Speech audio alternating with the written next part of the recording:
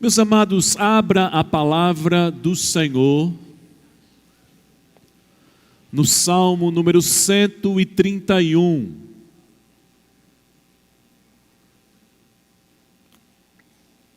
Eu quero expor o Salmo 131. E através dele, termos uma mensagem preciosa ao nosso coração nesta noite, em nome do Senhor Jesus Cristo. Um salmo curto, mas extremamente precioso para o nosso coração. Salmo número 131. Os que encontraram, digam amém. Acompanhe a leitura. Senhor, não é soberbo o meu coração, nem altivo o meu olhar. Não ando à procura de grandes coisas, nem de coisas maravilhosas demais para mim. Pelo contrário, fiz calar e sossegar a minha alma, como a criança desmamada que se aquieta nos braços de sua mãe. Como essa criança é a minha alma para comigo. Espera, ó Israel, no Senhor, desde agora e para sempre. Amém. Vamos orar? Senhor, queremos ouvir a Tua voz. Queremos que a Tua palavra, que a Tua voz fale ao nosso coração. Queremos ter um entendimento iluminado pelo Teu Santo Espírito. Queremos compreender as maravilhas da Tua lei. Ó Senhor, Tu és aquele que conhece cada história de vida que está presente aqui e aqueles que nos acompanham, Senhor, pela transmissão deste culto. E Tu és o Deus que fala. Tu és o Deus, Senhor, que sabe aquilo que cada um precisa ouvir e fale ao coração, ó Pai, em nome de Jesus. Amém. Quando nós olhamos para esse salmo, irmãos, ele é um salmo de consolo. E este salmo de consolo também está na classificação do saltério, dentro dos salmos de romagem. Os salmos de romagem, que vai do 120 até o 134, são 15 salmos, são salmos de peregrinação, em que aqueles que estavam fora de Jerusalém, habitavam fora de Jerusalém, de acordo com o que determinava a lei, em Deuteronômio 16:16, deveriam estar em Jerusalém, pelo menos nas 3 principais festividades de Israel. Deveriam estar na Páscoa, deveriam estar no dia de Pentecostes e deveriam estar na festa dos tabernáculos. Esse era o compromisso que a lei dizia para todo judeu que estivesse fora do arraial de Jerusalém. Então, todo o Israel, na capital, em Jerusalém, deveria estar nessas festividades para adorar ao Senhor. E esses peregrinos, quando se direcionavam para Jerusalém, eles cantavam. E nós vemos as canções, irmãos, aqui nesses salmos. Esses salmos não foram escritos dentro de uma sequência. Foram escritos em períodos distintos. Mas os peregrinos se apropriavam de cada um destes salmos, neste momento da jornada, nesta caminhada, louvando, bendizendo o nome do Senhor. A organização no cânon desses salmos obedece em tríades, em que nós temos primeiramente dentro dessas tríades um salmo de angústia, depois um salmo de esperança, terminando então com um salmo de consolo. O Salmo 131 faz parte dessa tríade. E dentro dessa tríade, ele se encaixa exatamente num salmo de consolo. Qual é o consolo aqui, irmãos, que o rei Davi, neste salmo, está dizendo, através dessa canção, que ele encontrou? E que nesta noite, ele nos ensina também o caminho para encontrarmos, então, esse consolo. O grande consolo que Davi, irmãos, revela neste salmo é a paz. Ele encontrou em Deus a paz. E a paz é o grande anseio da alma humana. Platão dizia que a paz do coração é o paraíso dos homens. É tudo aquilo que nós desejamos. é nos sentirmos bem, é essa quietude, é aquilo que tem mais a ver com a nossa vida interior do que com a nossa vida exterior. Tem mais a ver com a nossa alma do que com os enfrentamentos do dia a dia. É essa paz que, mesmo enfrentando problemas, mesmo tendo desafios, mesmo tendo que dar conta de tantas coisas na nossa caminhada, nós temos no nosso coração a paz. E Davi aqui diz: em Deus eu encontrei o consolo da minha alma, que é a verdadeira paz no coração. E aí, meus amados irmãos, quando nós olhamos para tudo aquilo que Davi escreve nessa canção, nós temos pelo menos duas lições para andarmos também nesse caminho, termos esse consolo, encontrarmos a verdadeira paz que só Deus pode proporcionar. Mas veja, Davi vai nos mostrar que a paz não é apenas um pedido, porque muitas vezes nós estamos orando: Senhor, acalma o meu coração, Senhor, me ajuda no enfrentamento das minhas angústias, me dá um sono tranquilo. Veja que Davi, irmãos, em meio a tantas coisas difíceis, no Salmo, em outro Salmo, Salmo 8, verso 4, ele diz: em paz me deito e logo pego no sono, porque só tu, Senhor, me faz o quê? Repousar seguro. E Davi está sendo perseguido. Davi está tendo que fugir e preservar a sua vida. E quando estamos, irmãos, em perseguição, ou melhor dizendo, quando estão perseguindo a nossa vida, a atenção, a angústia, a ansiedade tende a não proporcionar um sono tranquilo. Mas Davi disse: em paz eu vou me deitar e logo vou dormir, porque o Senhor vai me guardar, o Senhor vai me proteger. E aí, meus irmãos, nós vamos entender duas coisas aqui que Davi nos ensina a respeito dessa paz. A primeira coisa, irmãos, para nós encontrarmos a verdadeira paz que Davi encontrou, é quando a gente vai se despindo de todo o orgulho do nosso coração. Veja como ele começa o Salmo. Ele começa o Salmo como uma oração. Ele diz: Senhor, não é soberbo o meu coração. Alguém já disse que não existe mais orgulho do que quando nós afirmamos que não temos orgulho, né?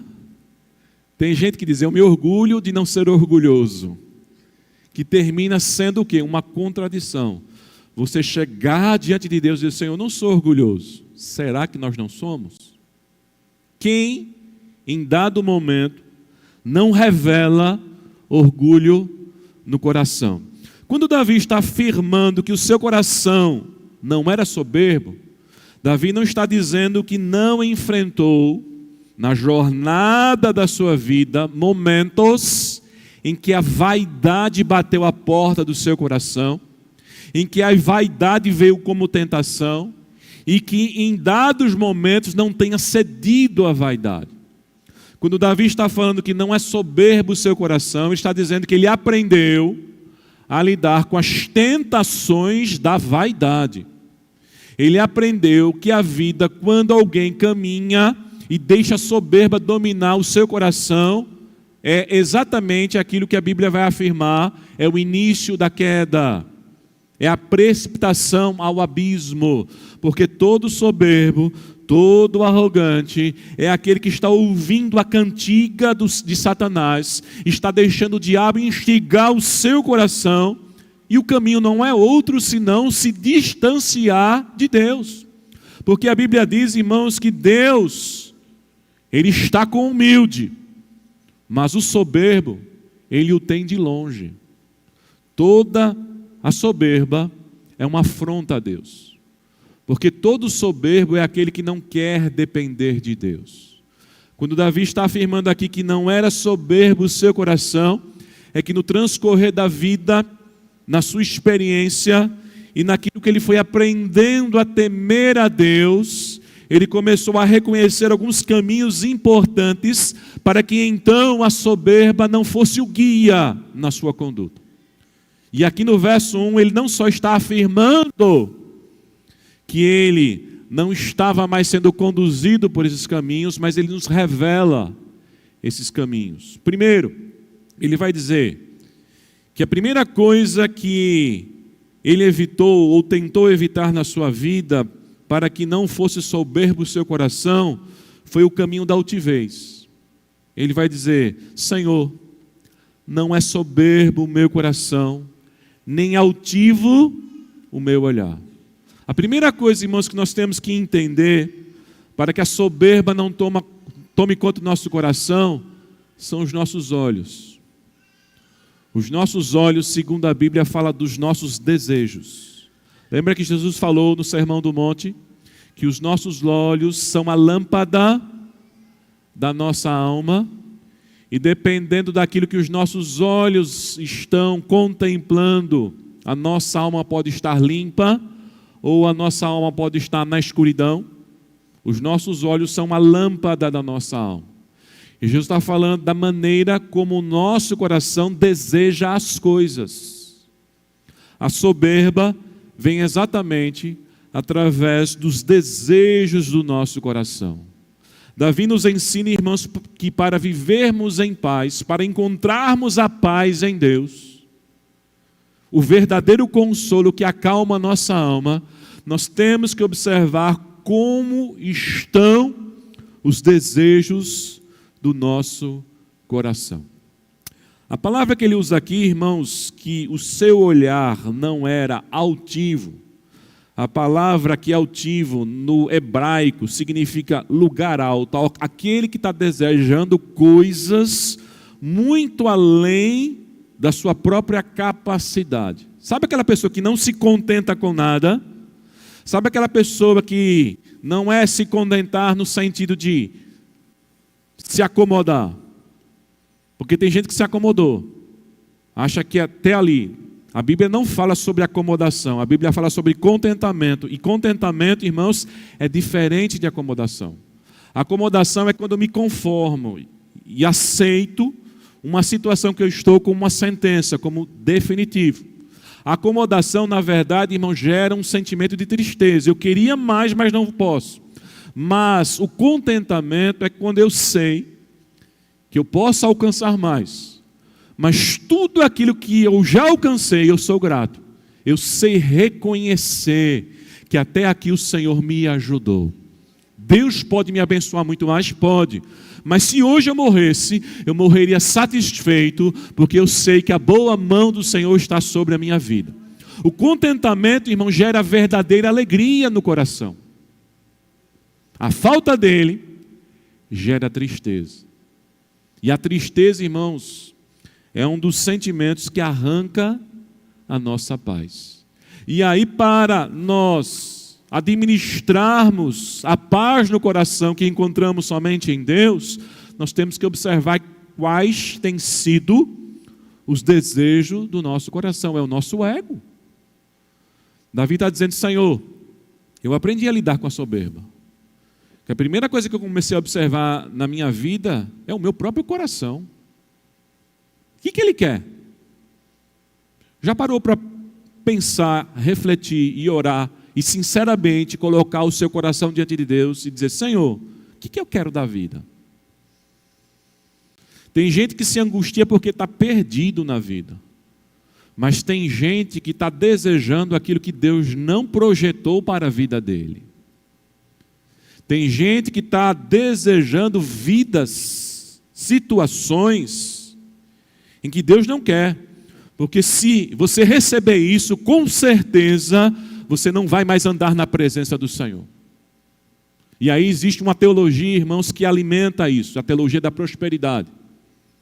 A teologia da prosperidade, irmãos, é uma teologia demoníaca, porque na verdade ela não vem glorificar a Deus. Ela não vem transformar homens e mulheres em servos e servas de Deus. Ela não vem gerar contentamento no coração. A teologia da prosperidade vem justamente fomentar a vaidade e o orgulho. É aquilo que Salomão falou, que a sanguessuga só tem 3 palavras: me dá e me dá. Eu quero, eu quero, eu quero. Quando o nosso coração, irmãos, é altivo, é como uma sanguessuga. Em qualquer lugar que eu chego, eu quero que as pessoas me dêem. Quantos filhos estão assim? Os pais se esforçando, dando um duro e o filho insatisfeito em casa. Sabe por quê? O olhar é altivo, o coração é soberbo. Precisa colocar a sua alma diante de Deus e reconhecer o esforço do seu pai e reconhecer o esforço da sua mãe. Quantas esposas estão assim na relação com o seu marido? Ah, você tem que me dar tudo. Você tirou da minha casa? Lá na minha casa, com meu pai, com minha mãe, eu tinha tudo. Agora você tem que me dar ainda mais. Sabe o que é isso? Coração altivo. O desejo que oprime.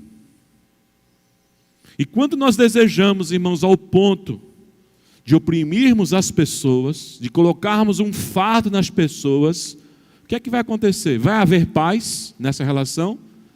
De maneira alguma. Vai haver conflito, discórdia, mágoas.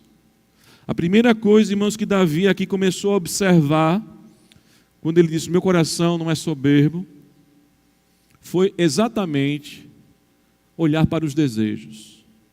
Tudo aquilo que era alto demais, ele começou então a administrar na sua vida.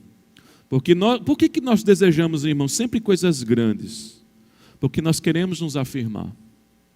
Porque há uma necessidade pecaminosa em nós de nos sentirmos superiores aos outros.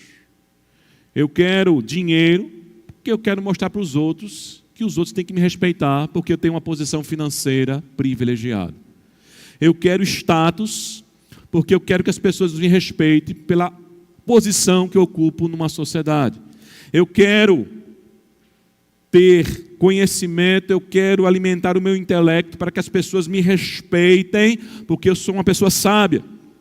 E aí vem, irmãos, as questões das brigas de gêneros. Quem é melhor? Quem é maior, homem ou mulher?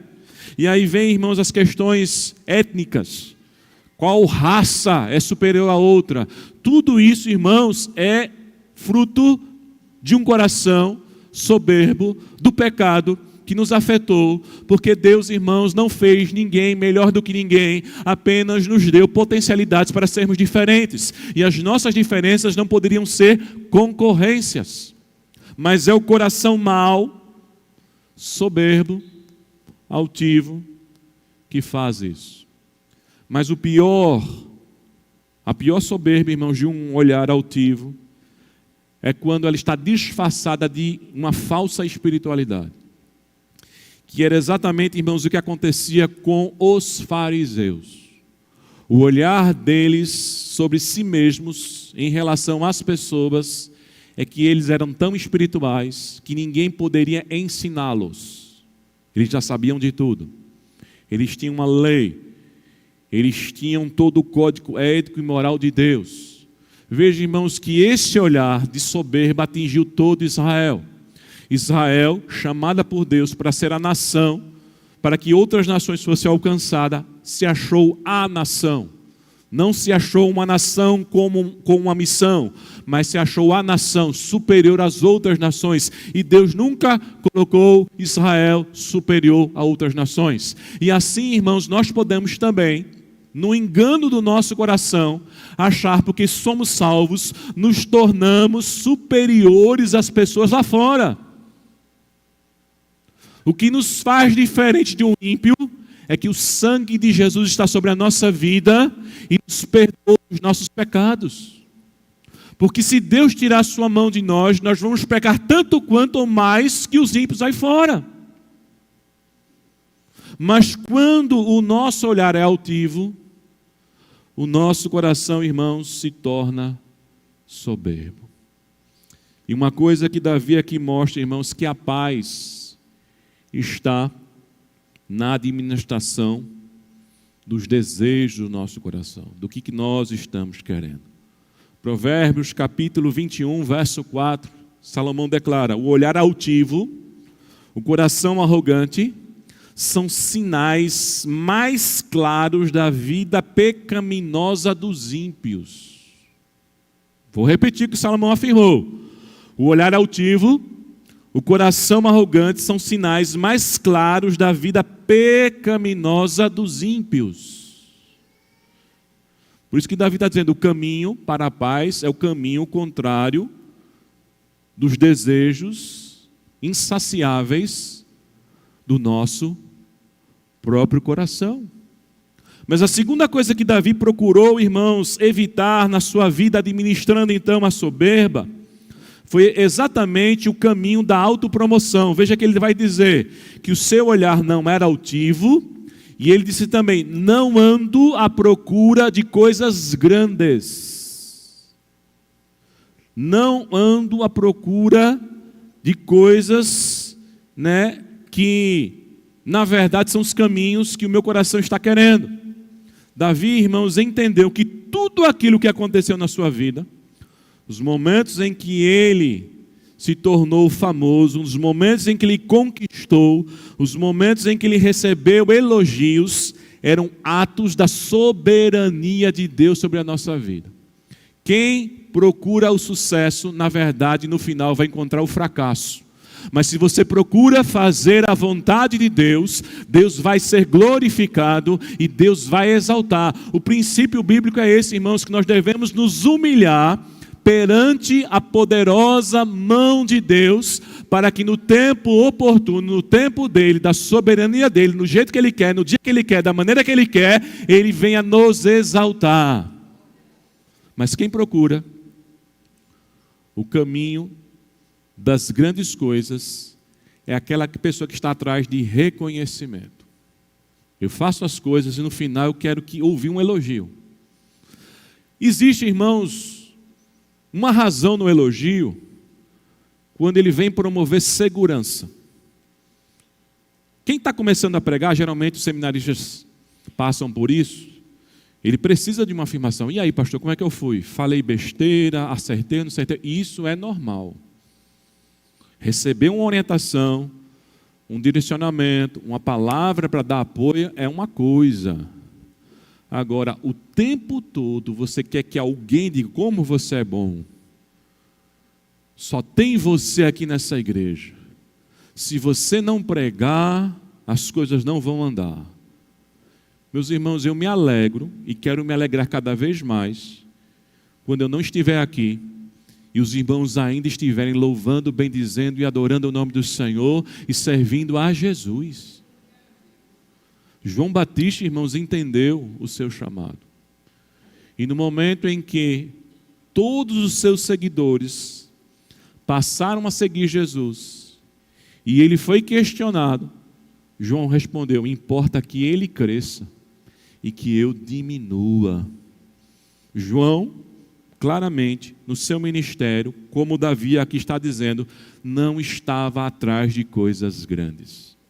Quantas pessoas estão na igreja frustradas, ninguém reconhece o meu ministério, ninguém dá oportunidade para mim, eu vou sair dessa igreja. Já mostra que o seu coração está no caminho errado. Sabe por que você não vive em paz? Sabe por que você vive triste? Sabe por que você vive angustiado? Porque o seu coração está aguardando coisas o quê? Grandes. O seu coração está no caminho da soberba. Davi, irmãos, nunca pediu para Deus para ser o que Deus permitiu ele ser.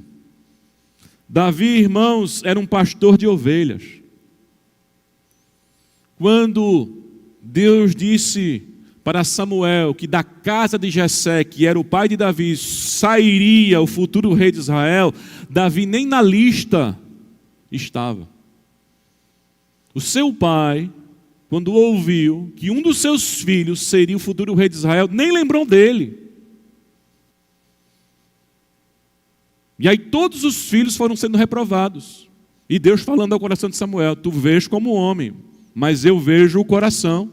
E todos foram reprovados. Só que havia uma convicção no coração de Samuel, que o Senhor tinha dito a ele, é daqui. E aí Samuel pergunta a Jessé, tu não tem mais nenhum filho não? E aí é quando Jessé, eu tenho. um jovem, ruivo, ele cuida lá das ovelhas. Ele não tinha, irmãos, obrigações mais importantes, responsabilidades mais afirmativas dentro da sua família, mas ele cuidava daquilo que restava. Ele cuidava de um serviço que ninguém na família queria ter, até porque era o caçula. E numa cultura, irmãos, que o mais velho tinha prioridade, os mais velhos tinham prioridade, o que sobrou para Davi era cuidar de ovelha. Mas foi esse que Deus escolheu. Porque Deus faz assim, irmãos. E o apóstolo Paulo, escrevendo aos Coríntios, afirmou que Deus escolheu as coisas loucas deste mundo. As coisas que não são sábias. As coisas que quando você olha assim, mas você, Deus está te usando. É você que está agora ganhando almas para Jesus. É você que está nesse lugar. É Deus glorificando o nome dEle. Mas o caminho, irmãos, é o caminho de administrarmos o nosso coração. Alguns intérpretes das Escrituras, irmãos, vão dizer que Davi, quando escreveu o Salmo 131, ele estava vivendo o apogeu da sua vida. Ele havia ouvido que seria o futuro rei de Israel. Ele já estava morando na casa de Saul, porque ele havia derrotado Golias e Saul ficou impressionado com aquele jovem, enquanto todo o exército se acovardava e também o rei se acovardava. Aquele jovem se levantou e disse: Golias, tu vem contra mim com espadas e lanças, mas eu vou contra ti em nome do Senhor. Foi aquele jovem que ficou indignado: quem é esse incircunciso para afrontar o exército do Deus vivo? E foi esse jovem, irmãos, que pela fé derrotou aquele gigante. Foi esse jovem que se tornou comandante do exército de Saul. Foi esse jovem que as mulheres começaram a cantar: Saul matou a milhares, mas Davi a 10 milhares. Foi nesse momento, irmãos, em que a popularidade, a fama, os elogios começaram a chegar a Davi, que autores vão dizer, ele escreveu esse salmo. Irmãos, o momento mais perigoso da gente não são as quedas, não são as frustrações, não são as portas fechadas, não são os momentos que as coisas não acontecem. O momento mais perigoso da vida da gente é quando tudo está bem. Quando vem a vitória. Quando as pessoas estão reconhecendo o nosso potencial. Quando os elogios com facilidades começam a chegar aos ouvidos do nosso coração. É este o momento mais crítico para administrarmos o nosso coração. E Davi começa: Senhor, os meus olhos não são altivos. Senhor, eu não estou à procura de grandes coisas, o Senhor sabe. E a terceira coisa que Davi diz aqui, irmãos, ainda no verso 1, na administração da soberba do seu coração, é que ele também evitou o caminho chamado autossatisfação. No final do verso 1 ele diz: nem de coisas maravilhosas demais para mim. O caminho da autossatisfação, irmãos, é o caminho do individualismo. É o caminho daquele cujo coração diz: ou eu sou o maior, ou eu sou o primeiro, ou eu sou o servido, ou vocês fazem conforme a minha vontade, ou não contem comigo. Já viu pessoa assim? Eu vou, mas eu vou ganhar o quê? Tem gente, irmãos, que não faz nada para ajudar o outro num gesto de caridade. Não tem um sentimento altruísta no coração. Tudo o que faz, ele faz visando também algum proveito. Davi está dizendo: Senhor, esse caminho eu também não quis para a minha vida. Porque este caminho é o caminho da soberba. É o caminho do narcisismo. É o caminho daquele que só pensa nele. O protagonista do universo é ele. Ele não consegue ver a necessidade, ou pouco vê a necessidade dos outros. E aí, irmãos, nós vemos a exortação que o apóstolo Paulo traz em Filipenses capítulo 2. Eu queria que você abrisse nesse texto. Veja o que Paulo diz em Filipenses 2, a partir do versículo 2. Paulo revela, irmãos, que o caminho da paz nada tem a ver com aquele que está buscando coisas maravilhosas demais para si mesmo. Paulo diz o seguinte: completai a minha alegria, tendo o mesmo modo de pensar, o mesmo amor, um só espírito e uma só atitude. Verso 3, Paulo diz: nada façais por rivalidade nem por vaidade. Quando os nossos atos são movidos por competição e por vaidade, egoísmo, irmãos, a gente promove discórdia no meio da comunidade. Paulo ainda vai afirmar, pelo contrário, cada um, com toda humildade, cada um considere com toda humildade os demais superiores a si mesmo. Cada um zele não apenas pelos seus próprios interesses, mas igualmente pelos interesses do quê? Dos outros. Este é o caminho que Davi diz: eu não quero andar nele, porque se eu andar por este caminho, a soberba vai tomar conta do meu coração e eu vou me afastar de Deus. Qual é a segunda lição, irmãos, que Davi nos ensina aqui nesse texto? A segunda coisa que Davi está nos ensinando aqui, irmãos, que faz com que encontremos a verdadeira paz em Deus, agora é não só o que não devemos fazer, os caminhos que nós devemos evitar, para que o nosso coração não mergulhe na soberba, mas agora o que nós devemos fazer. A partir do verso 2, ele usa a expressão pelo contrário. Ou seja, no caminho contrário da altivez, no caminho contrário de querer grandes coisas, no caminho contrário de desejar coisas maravilhosas, o que é que Davi fez, irmãos? E é o que nós devemos fazer, porque este é o caminho da paz. O caminho da paz, irmãos, é um caminho em que nós devemos nos entregar sem reservas a Deus. Todo aquele que se lança a Deus sem reserva encontra a verdadeira paz em Deus. Porque o caminho da soberba, irmãos, é o caminho em que a pessoa cada vez mais não quer depender do outro. Pode ver, todo soberbo, todo orgulhoso, quando ele está passando necessidade, ele tem uma dificuldade de dizer: estou passando necessidade. Todo soberbo, todo orgulhoso, quando ele precisa de ajuda, ele tem dificuldade de dizer: estou precisando de ajuda. Todo soberbo, todo orgulhoso, quando erra, ele tem dificuldade de dizer: me perdoe, eu errei.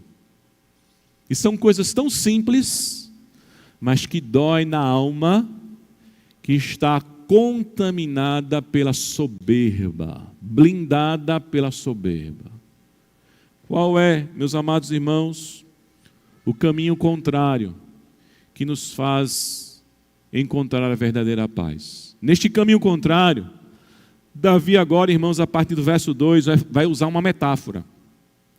A metáfora da criança que se coloca à disposição do seu cuidador. Se você olhar para um bebê e veja como o Espírito Santo, irmãos, é sábio e deu uma mensagem tremenda ao coração de Davi e que serve para todos nós aqui, irmãos. Veja que ele vai dizer: pelo contrário, fiz calar e sossegar a minha alma. De que maneira ele fez isso? Ele vai dizer: como a criança desmamada se aquieta nos braços da sua mãe. A relação que nós temos que ter para com Deus, irmãos, de mostrar a nossa total dependência a Ele, ela é exemplificada na fase da vida humana de maior dependência. Não existe uma fase da vida humana de maior dependência do que a infância. O bebê não sabe falar. É a mãe que tem que dizer o que é que ele tem. É fome. É a mãe que tem que dizer, meu filho, fome, cólica, que nem ele sente uma dor. Ele sente incômodo. Então ele chora o tempo todo. Por isso que criança, irmãos, vai dar alegria à tristeza em questão de segundo. Coloca no berço, abre o berreiro, coloca no colo, começa a rir. Bota no peito, melhor coisa do mundo, tira do peito, começa a chorar. Não tem intervalo. Opa, estou ficando triste. Opa, não estou gostando. Opa, não. É pô e pum. É o botão do choro, é o botão do riso. É o botão da insatisfação, é o botão da satisfação. É assim a criança. Por quê? Porque ele é dependente. E Davi está usando exatamente, irmãos, esta ideia na nossa relação para com Deus. Só vamos encontrar paz com Deus quando a nossa alma for como uma criança se aquietando nos cuidados de Deus sobre a nossa vida. E se aquietar nos cuidados de Deus sobre a vida, quando você olha para uma criança, a criança não sabe se o pai é pobre ou rico, se é famoso ou se é um cidadão comum, anônimo, se é extremamente inteligente ou se não tem nenhuma cultura. A criança não olha assim, meu pai é doutor, professor da universidade, por isso que eu vou me aquietar nele. Não. A criança, quando vê o colo, independente do que representa essa pessoa socialmente falando, ela se lança aos cuidados do seu pai e da sua mãe. A criança está despida de tudo aquilo que a gente vai colocando dentro da gente e que muitas vezes vai promovendo angústia, falta de paz, porque nós queremos nos satisfazer naquilo que não nos satisfaz. E Davi está dizendo, como uma criança desmamada, que está no colo do seu pai, que está nos braços do seu cuidador, nós precisamos nos lançar sobre os cuidados do Deus Todo-Poderoso. Eu gosto, irmãos, da avaliação que o pastor doutor Augusto Nicodemos faz desse verso 2.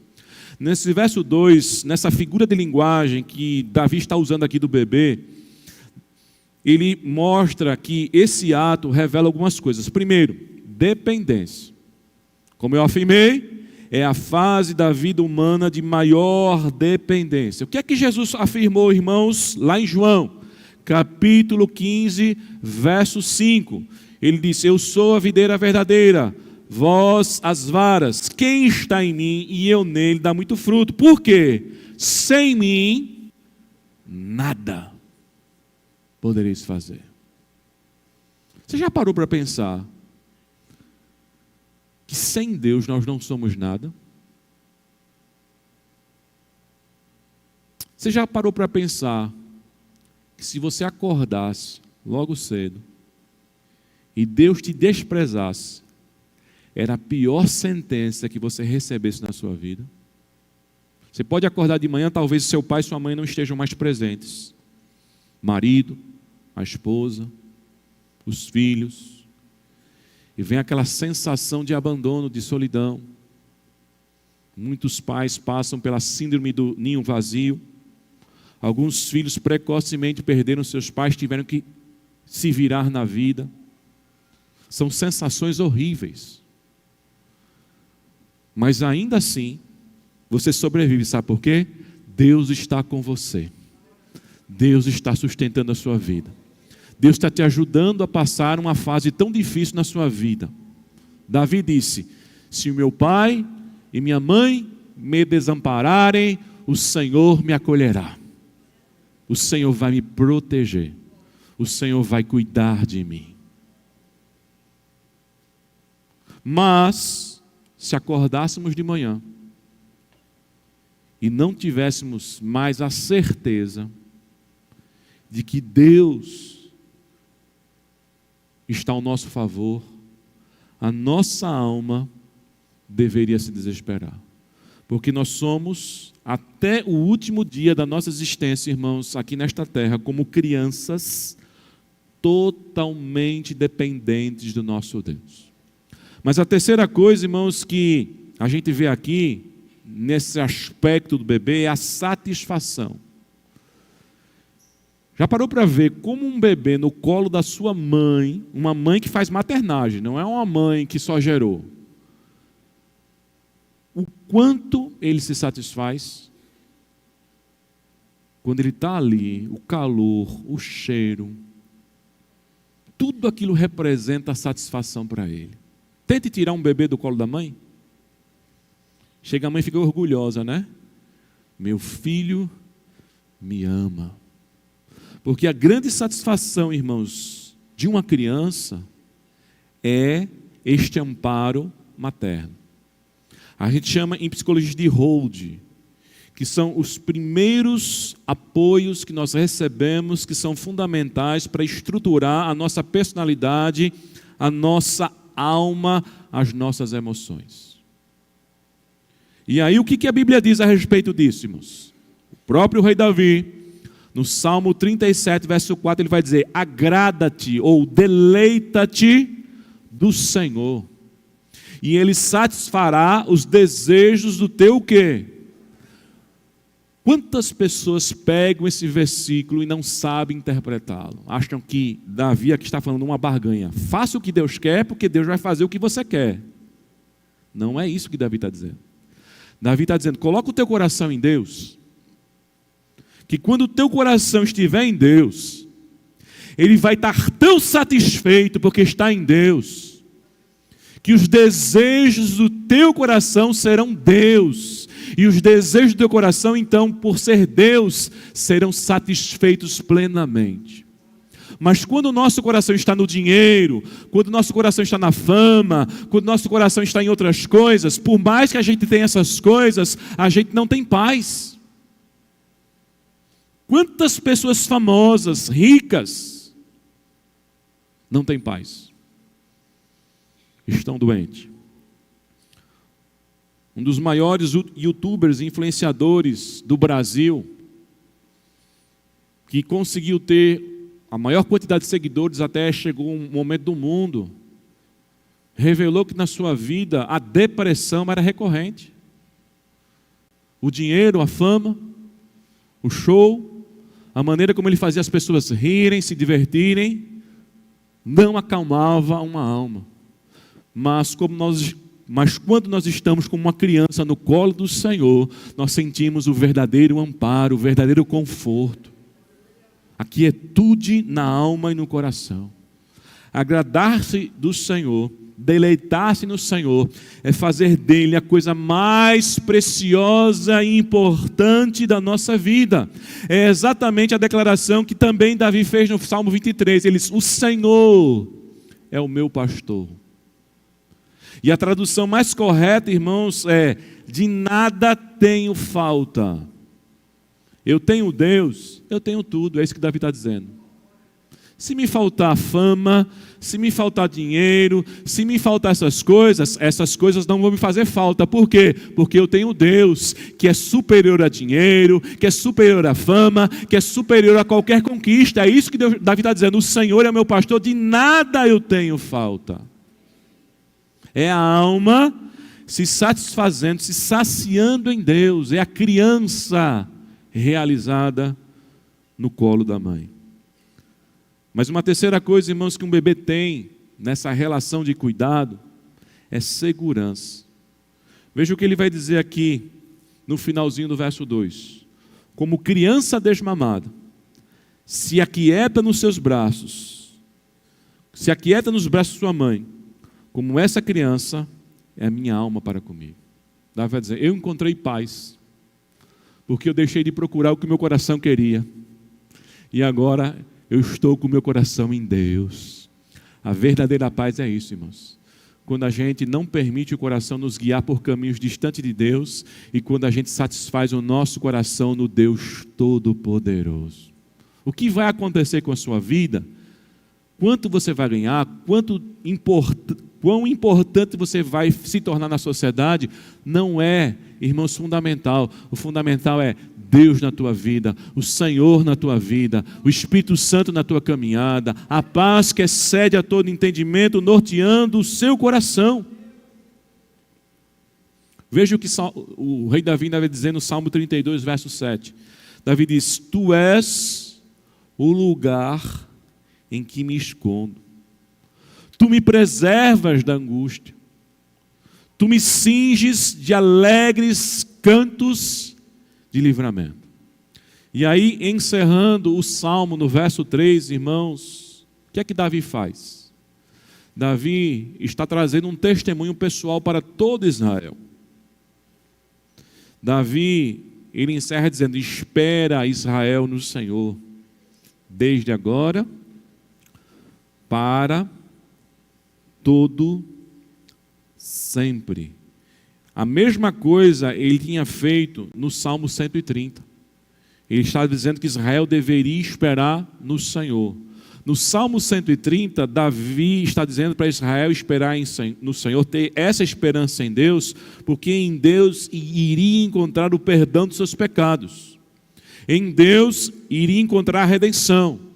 Em Deus iria encontrar misericórdia. E agora ele está dizendo, não só misericórdia nós encontramos, não só a redenção nós encontramos, não só o perdão dos nossos pecados nós encontramos. Israel, espera em Deus, porque em Deus há paz. Em Deus a nossa alma se aquieta. Em Deus nós encontramos a quietude. Em Deus nós encontramos, irmãos, aquilo que o mundo aí fora está procurando e não consegue encontrar. Aquilo que a ciência quer dar para as pessoas e só pode proporcionar alguns paliativos. Mas em Deus a nossa alma se aquieta, porque em Deus nós encontramos a verdadeira paz. Davi está dizendo, espera, ó Israel, no Senhor, desde agora e para todo sempre. Em todo momento da nossa caminhada, em todo momento da nossa existência, irmãos, nós devemos ter a esperança de confiar nos cuidados de Deus.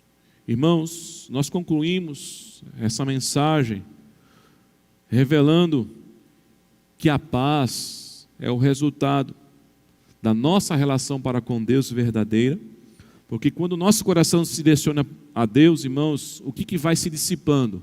As vaidades, os orgulhos, os enganos do nosso coração. Quando o nosso coração vai se voltando para Deus, irmãos, a gente vai se tornando criança. A gente vai se tornando dependente. Existe, irmãos, uma relação bem interessante na nossa relação para com Deus. Um fato bem interessante na nossa relação para com Deus. Quanto mais eu me afasto dele, eu acho que posso cuidar da minha própria vida. Isso é orgulho. Quando Adão, irmãos, ouviu aquilo que Eva, ouvindo também a serpente, deixou subir o coração, que se eles comessem do fruto da árvore de conhecimento do bem e do mal, eles seriam igual ao Senhor, igual a Deus, conhecedores do bem e do mal. A Bíblia diz que eles olharam para o fruto, era bonito, desejável. Quantas e quantas vezes eles não passaram ali, olhavam e disseram, rapaz, que coisa bonita, hein? Mas não podemos pegar. Aí passa de novo, que coisa linda, hein? Deve ser saboroso, mas não podemos pegar. Essa é a relação com o pecado, irmãos. O pecado vem bonito, saboroso, tentador, mas existe uma lei de Deus dizendo, não faça isso. Não vá por este caminho. Quem é que nos faz ir por este caminho, irmãos? O nosso coração. Diante também daquilo que ele está ouvindo. Vem a serpente e diz, Deus disse isso? No dia que vocês comerem, no dia que vocês desfrutarem essa iguaria, vocês vão ser igual a ele. O princípio do contentamento sendo quebrado, olha, a soberba, ser igual a Deus. O mesmo pecado de Satanás. Satanás, irmão, junto com a terça parte de anjos dos céus, se rebelou por quê? Ele queria ser igual a quem? E a Bíblia diz que Deus não dá a sua glória a ninguém. E quando ele diz que ele não dá, não é porque ele é raivoso, não é porque ele não deixa ninguém crescer, não é uma questão de medo de concorrência. Sabe por que Deus não dá a glória dele para ninguém? Porque ninguém merece a glória.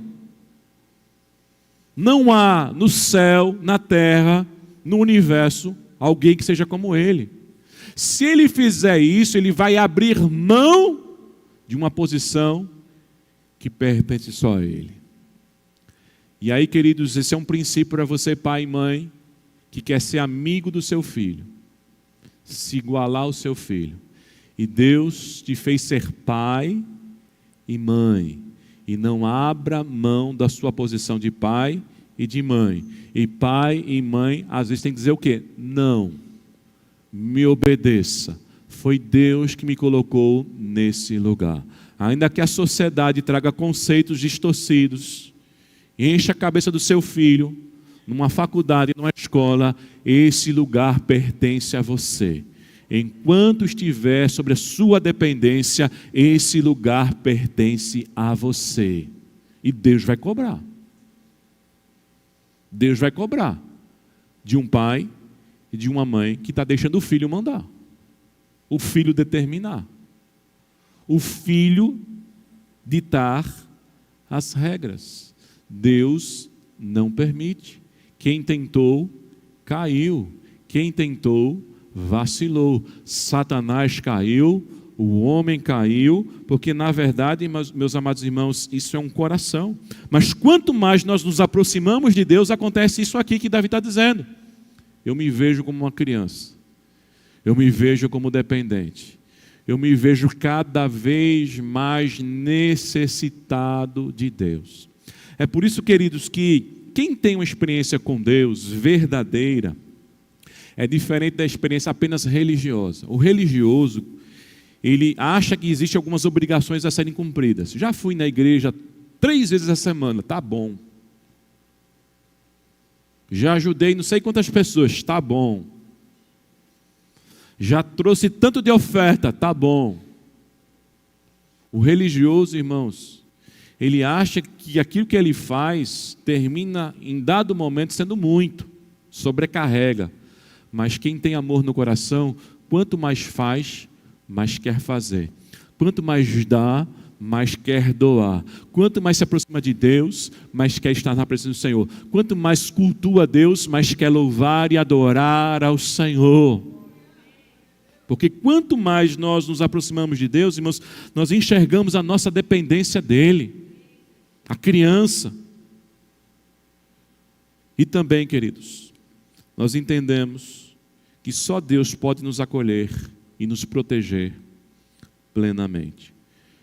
Encerro afirmando o que Jesus nos deixou como promessa. João 16:33 diz: Tenho-vos digo isso, para que em mim tenhais paz.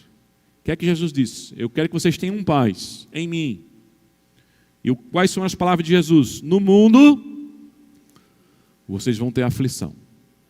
Mas saiba de uma coisa. Tenha um bom ânimo. Eu venci esse mundo.